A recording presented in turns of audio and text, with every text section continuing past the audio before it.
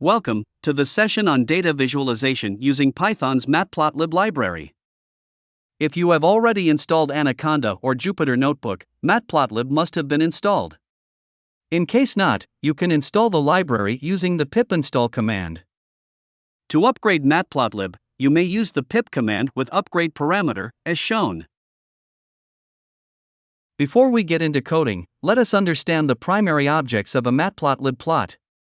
This will help you understand and remember the codes with ease. The figure object, which you can think as a canvas, is the space where one or more plots can be contained. However, this figure remains invisible to us. The axis holds the individual plots that are rendered within the figure. A figure can hold multiple axes, which means multiple plots can be rendered in a single figure. Let us take a quick look into the anatomy of a plot. As we have just seen, there is a figure and a figure contains one or more axes. Each axis can hold a plot. A plot can have a title. Then, you may have major tick and minor ticks for a plot. You may also have major tick label and minor tick label. You can have the X label and Y label for your plot, wherever applicable. You can also specify the grid option for your plot.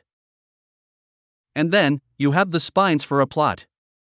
You can also set the legends and the location of the legends inside a plot. We will see how to write Python code for these attributes. We import the NumPy and Pandas library.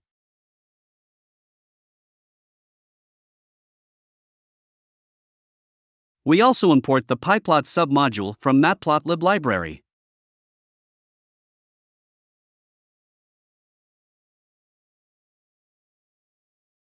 Let us create some dummy data. For the x-axis, we create a variable, say month. For the y-axis, we create sales.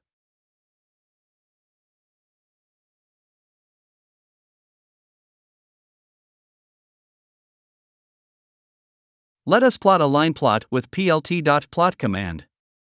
We pass month for the x-axis and sales for the y-axis. You must have noticed that the output is showing the object information along with the plot, which is not useful to us. So, we add plt.show as the last line in the code cell. We will do this for all our plots. Now, let us set different attributes for the plot. To start with, we set the color of the plot. We set the marker parameter to O. Notice how the plot has markers for each data point. Let us set the line style for the line plot with the line style parameter. You can use different colors, markers, and line styles. With the line width parameter, we can set the thickness of the line. With the plt.title command, we set the title for the plot. Note that the title is passed as a string to the plt.title function. With the plt.xLabel and plt.yLabel function, we set the x-axis label and y-axis label respectively.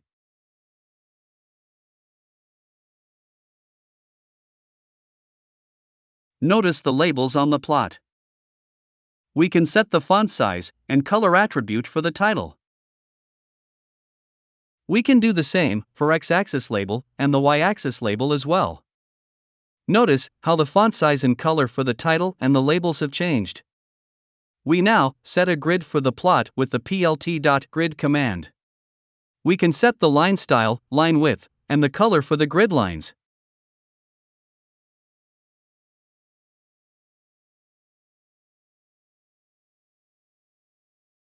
You must have noticed the figure is not visible to us. However, we can change the size of the figure that holds the axes in order to resize our plot.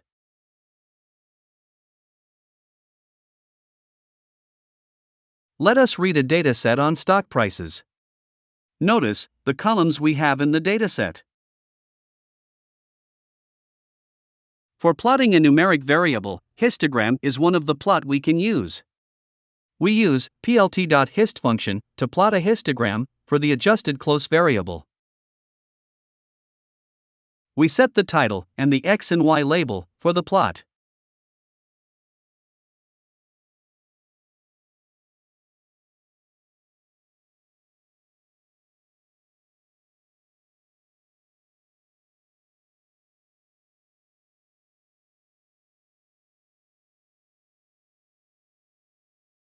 We also see a lot of object-related information. So, we will use plt.show function.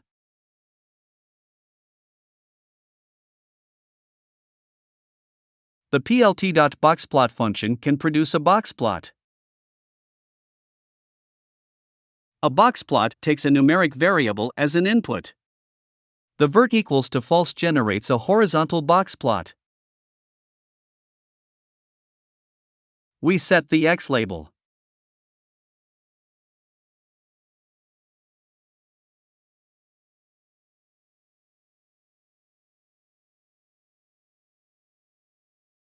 We will now plot a bar chart. A bar chart is generally used for a categorical variables.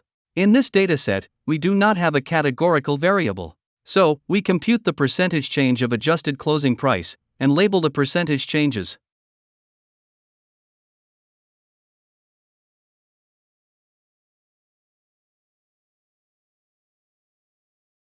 We drop any missing values that may get created.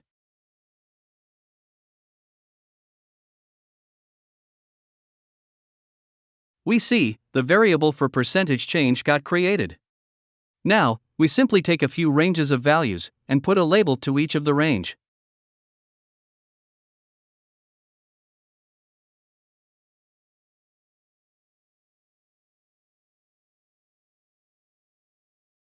We created a variable, stock trend, with labels for the percentage change.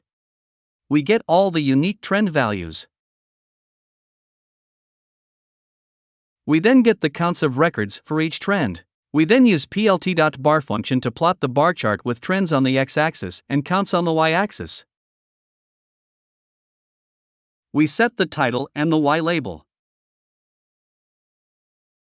Note, we use a new function xticks to rotate the ticks by 90 degrees on the x-axis.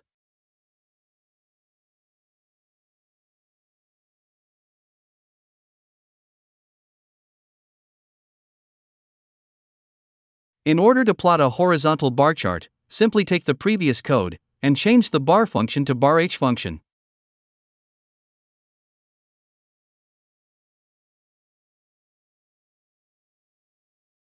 Now, let us plot a pie chart. In order to plot a pie chart, we take the trends and counts from previous bar chart code. With plt.pie, we plot the pie chart. We pass the counts and the labels. We also set the auto percentage parameters to return percentage in one decimal place.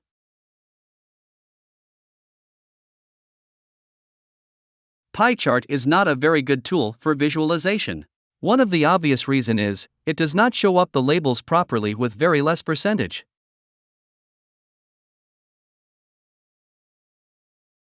A scatter plot represents the relationship between two numeric variables.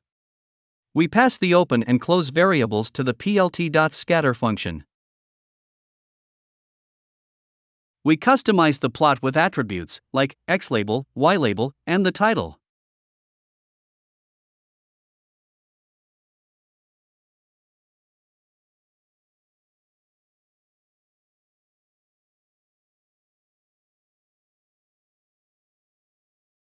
First, we look into the data frame structure. We notice the date variable is of object type and not of date type. So, we change the type of the date variable to datetime object.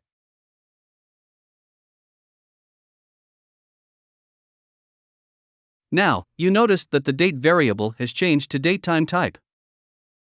We set the figure size with plt.figure. We plot a line plot with date in the x-axis and closing price in the y-axis.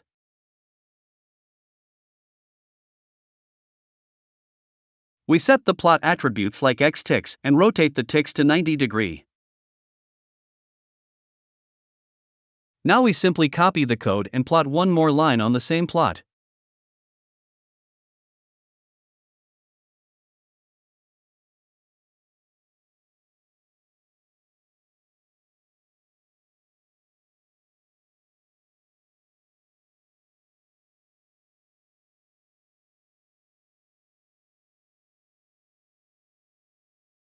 Now that we have two lines on the same chart, we need legends. We put legends using plt.legend, but you notice that you will receive an error. So, what we need to do is to set labels for each of the line plots.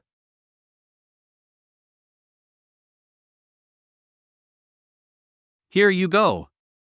With multi-line plots with legends appropriately placed inside the plot. We will see more of Matplotlib in our upcoming videos. Thank you. Happy learning!